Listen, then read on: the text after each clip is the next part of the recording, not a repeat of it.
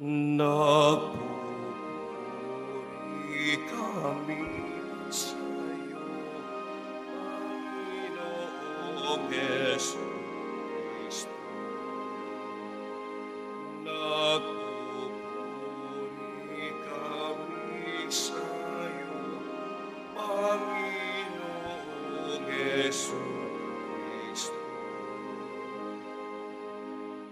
Mapalad ang nagingat sa kanyang pusong matapat na salitang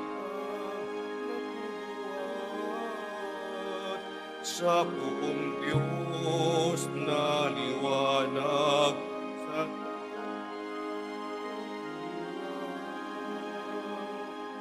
nagpupuri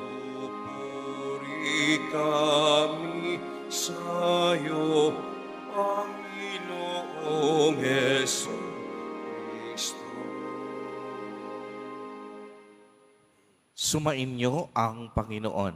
At sumayin rin, Ang mabuting balita ng Panginoon ayon kay San Lucas. papuri sa'yo, Panginoon.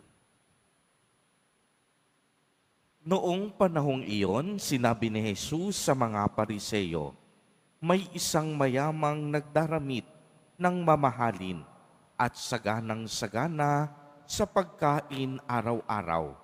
At may isa namang pulubi na nagngangalang Lazaro, tadtad ng sugat at nakalupasay sa may pintuan ng mayaman upang mamulot kahit mumong nahuhulog mula sa hapag ng mayaman.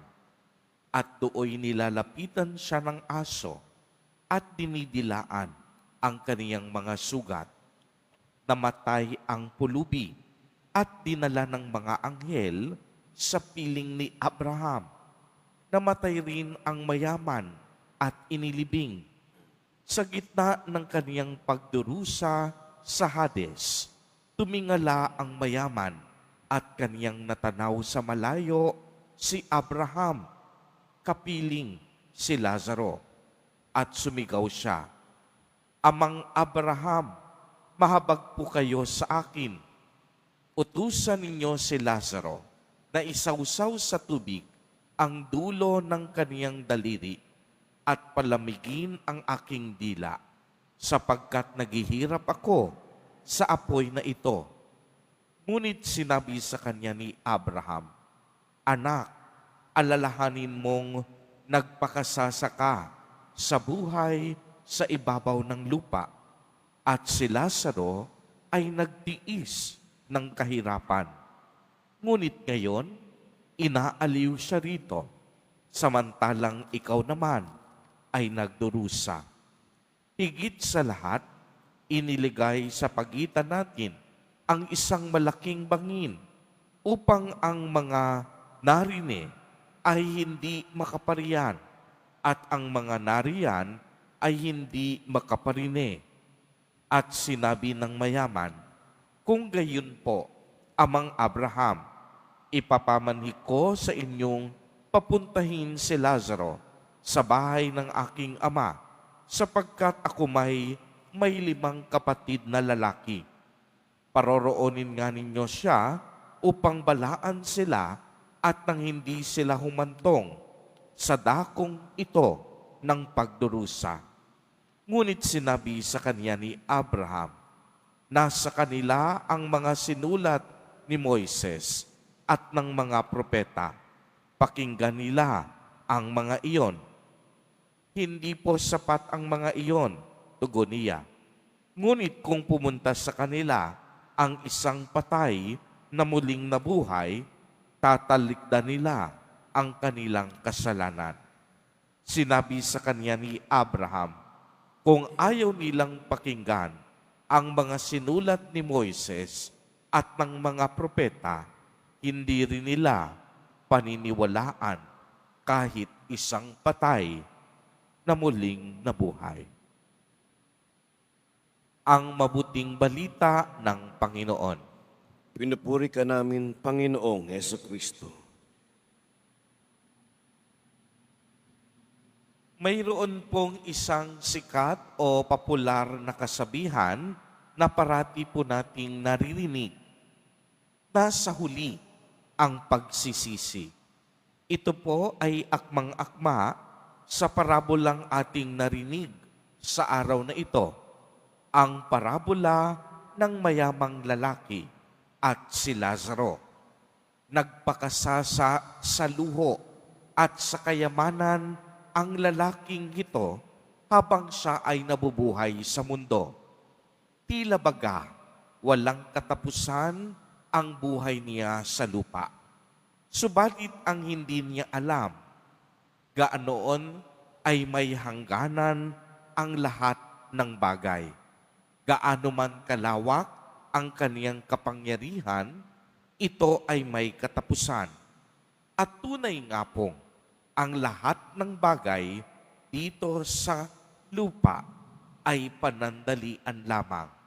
Sa takdang panahon, gagantimpalaan tayo ng Diyos ayon sa ating ginawang kabutihan, may nakakakita man o wala, malaki man ito o maliit, at batay na rin sa ebanghelyong ating narinig, tiyak din ang kaparusahan sa mga taong patuloy na gumagawa ng masama at hindi sumusunod sa kalooban ng Diyos. Sa kabilang banda, kung inyo pong mapapansin, ang mayamang ito walang ibang kasalanan. Hindi siya pumapatay, hindi siya nangangalunya, hindi siya nagnanakaw. Ngunit ang tanging problema ay naging bulag siya sa pangangailangan ng mga taong nagdurusa. Bulag siya sa pangangailangan ng isang mahirap na tulad ni Lazaro. Ni hindi man lang niya nagawang tumulong at magbahagi kahit kapiraso ng kaniyang kayamanan.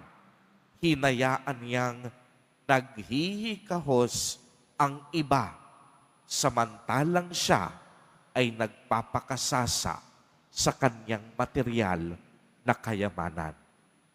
Mga kapatid kay Kristo, alam po ng Diyos ang laman ng ating puso at isip bago pa man natin gawin ang mga ito.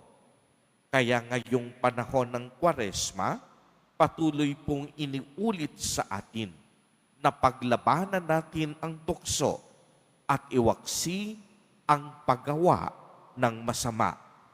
Ipinapaalala din sa atin na hindi material na kayamanan ang magdadala sa atin sa langit, kung hindi ang kabutihang taglay ng ating mga puso. Uulitin ko po, sapagkat ito'y napakahalaga, ipinapaalala sa atin sa araw na ito na hindi material na kayamanan ang magdadala sa atin sa langit.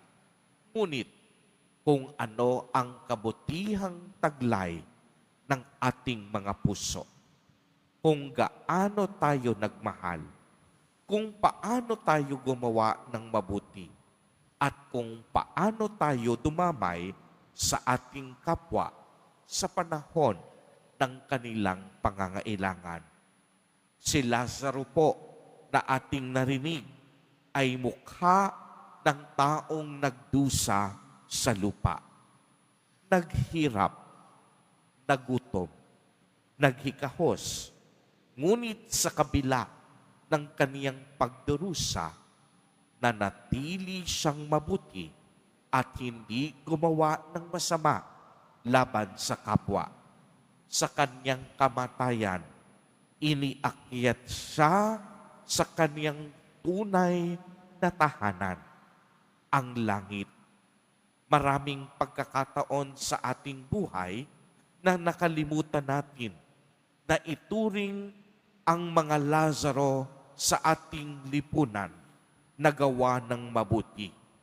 Maraming mga Lazaro na matatagpuan sa ating kapitbahay komunidad sa simbahan, sa kalsada.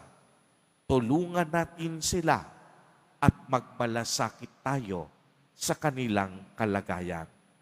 Kaya't habang tayo ay patuloy na nagninilay ngayong panahon ng Kwaresma, naway sikapin po natin na pahalagahan ang mga mabubuting gawain at wastong pagkalinga sa kapwa, lalong-lalo na sa mga mahihirap at naghihikahos sa buhay.